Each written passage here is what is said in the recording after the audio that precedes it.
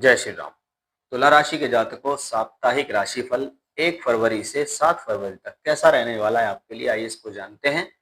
गोचर में विशेष तौर पर चंद्रमा के आधार पर कि चंद्रमा 1 और 2 तारीख में कर्क राशि में गोचर करेंगे। कर्क राशि आपकी राशि से 10वें घर की राशि है और चंद्रमा वहां अपनी ही राशि में होंगे, इसलिए ये एक कार्य क्षेत्र की प्रोग्रेस का एक समय भी दिखाता है। बहुत बार हमें कुछ नया काम मिल रहा है, हमें कोई नई अपॉर्चुनिटी मिल रही है, हम किसी नए काम की शुरुआत करने जा रहे हैं, कोई नया काम शुरू हो रहा है, कोई नई जॉब शुरू हो रही है या हमने किसी चीज के लिए अप्लाई किया है, तो ये एक राइट टाइम है कि 1 और 2 तारीख के बीच आप ऐसे काम कर सकते हैं या ऐसे कामों से जुड़कर आपको फायदा हो सकता है। बहुत बार व्यापार जो लोग कर रहे हैं उनको कुछ उस दौरान कुछ अच्छा मिल गया, कोई नया काम मिल गया।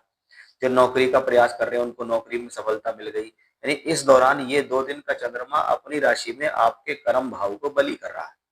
इस पर उच्च के मंगल की भी दृष्टि है, राशि के स्वामी शुक्र की भी दृष्टि है, भाग्य के स्वामी बुध की भी दृष्टि है, तो लाभ के स्वामी सूर्य की भी दृष्टि है। इसलिए ये स्थिति इस बात को भी बताती है कि ये समय कार्य क्षेत्र के अंदर एक प्रगति की तरफ आपको ले जा रहा है।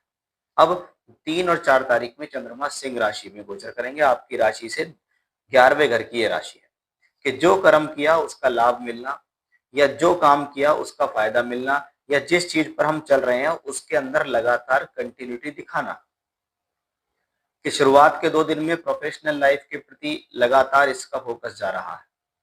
तो बाद उसके बाद में 3 और 4 तारीख में देखें तो 11वें घर के अंदर यानी जो चीज हमने पकड़ी थी, जो चीज हमने की थी, वो लगातार यहाँ तक करती हुई दिखाई दे रही है, लगातार यहाँ तक जाती हुई दिखाई दे रही है। यानी अगर कर्म हो रहा है तो लाभ भी मिल रहा है।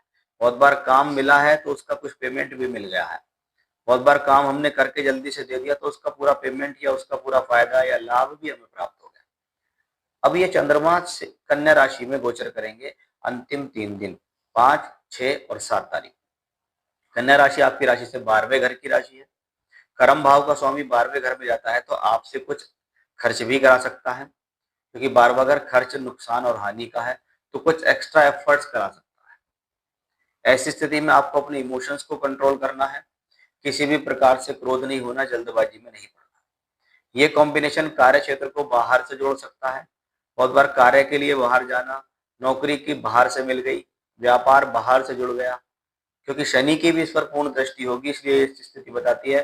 बहुत बार प्रॉपर्टी से रिलेटेड मैटर्स पे कभी कोई पैसा खर्च हो रहा है या प्रॉपर्टी से रिलेटेड चीजों पर आपका समय खर्च हो रहा है, आप उसको देखने जा रहे हैं, आप उसके लिए ट्रैवलिंग कर रहे हैं, ऐसा भी संभव है।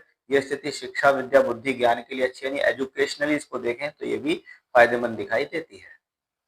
जय श्री राम।